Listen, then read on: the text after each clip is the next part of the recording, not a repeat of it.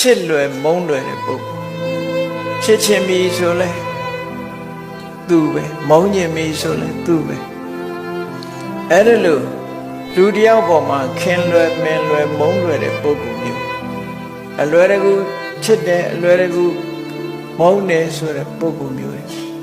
အခုပဲတွေ့တာမလေးခင်လာကြီးရဲ့ဖြစ်သွားတစ်ခါမြင်တာနဲ့ခင်လာကြီးရဲ့ဖြစ်သွားတော့ကြတော့တစ်ခါတွေ့ပြီးတစ်ခါအစင်မပြေတာနဲ့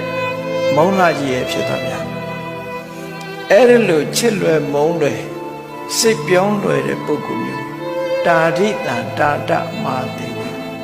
ငါသားတဲ့အဲ့ဒီလိုပုဂ္ဂိုလ်မျိုးတွေနဲ့မပေါင်းနဲ့နေမနုဿံပိစေတိယဘယ်မှာအဖော်မရှိခြင်းနေပါစေတဲ့သူမရှိတဲ့နေရာမှာတယောက်တည်းနေရခြင်းနေပါစေတဲ့